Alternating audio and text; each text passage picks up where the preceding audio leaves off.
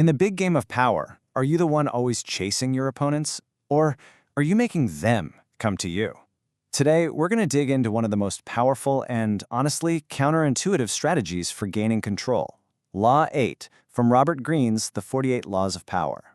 The Art of the Trap. So let me ask you something right off the bat. In your life, in your negotiations, in your career, are you the one setting the pace? Or do you feel like you're constantly just reacting to what everybody else is doing? We have this idea that power means being loud, being aggressive, taking big, bold action. But what if real control is the exact opposite? What if it's about making others react to you? This chart right here, this gets the absolute heart of it. On one side, you've got that aggressive action. It feels powerful, sure, but it's totally reactive. You're chasing those short-term wins, and honestly, it just burns you out. But on the other side, you have strategic inaction. This is the chess master's approach. It's proactive, it's all about the long game, and this is the key, it gets your opponents to exhaust themselves running into your arm. To really see how this works in the real world, we have to look at one of the most dramatic, most insane comebacks in all of history, starring the one and only Napoleon Bonaparte. So, picture this. It's 1814. Napoleon, the emperor, has been defeated and exiled to this tiny island called Elba. All the major powers in Europe are breathing a sigh of relief, carving up his old empire. But then, in February of 1815, he does the impossible. He just escapes. In broad daylight, sails right past the British Navy. He lands back in France, and as he marches toward Paris, his old army just flocks to his side. It's incredible. And for this brief, amazing period we call the 100 Days, he is emperor all over again. And the reaction in France?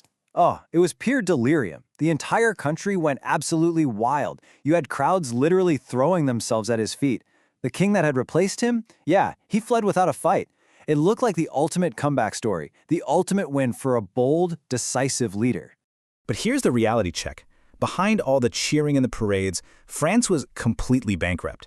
I mean, financially and militarily, the country was totally exhausted from decades of war. Napoleon came back to lead a nation that was just a shadow of its former self, which set him up perfectly for that final, crushing defeat at Waterloo.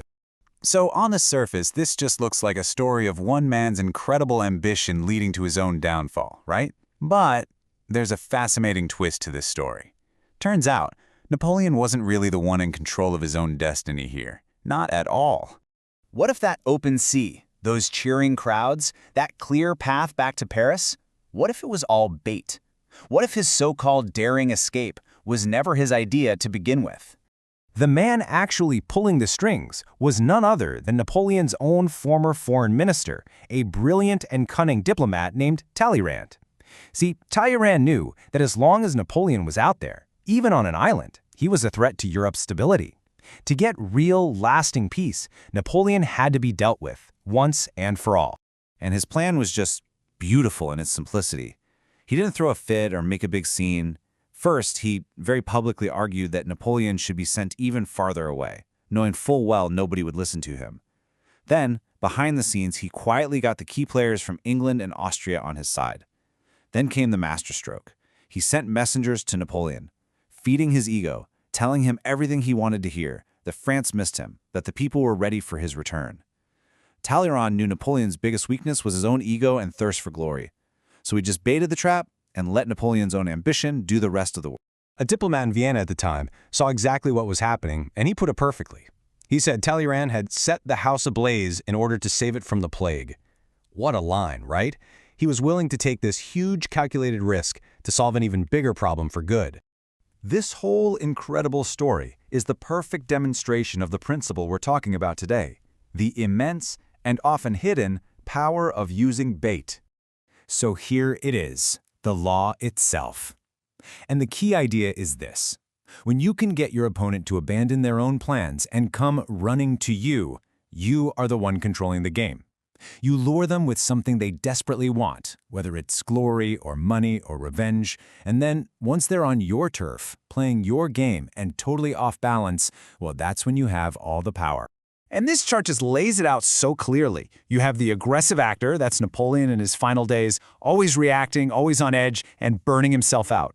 And then you have this strategic operator, 100% Talleyrand, who stays calm, controls the entire board, and gets his opponents to waste all their energy. It's the difference between playing checkers and playing grandmaster-level chess. The legendary German Chancellor Otto von Bismarck had a great way of putting it. It's not about that quick, impulsive win. It's about patience. You wait for that perfect moment when your opponent is most vulnerable and has completely, totally committed to walking right into your trap. Okay, so this isn't just about ancient history and famous battles.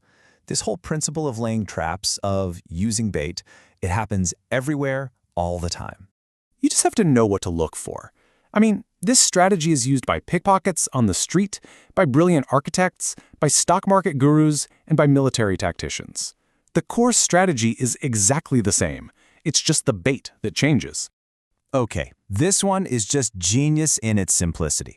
Experienced pickpockets absolutely love working in areas that have signs just like this one. In fact, sometimes they even put the signs up themselves. Why on earth would they do that? Well, think about it. The second you read that sign, what's your first subconscious instinct? You pat your pocket or check your bag just to make sure your wallet is safe. And just like that, you've broadcast to anyone watching exactly where you keep your valuables.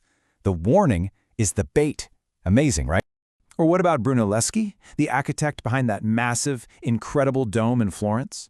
When the city officials forced him to work with a rival he knew was totally incompetent, he didn't argue or protest. He just faked an illness at the most critical point in the construction. His rival, of course, failed spectacularly. The whole project ground to a halt, and guess what? The city officials had to come back begging Brunelleschi to return, and they gave him full, complete control. He made them come to him. But, and this is a really important but, no law is universal. This isn't a one-size-fits-all kind of deal.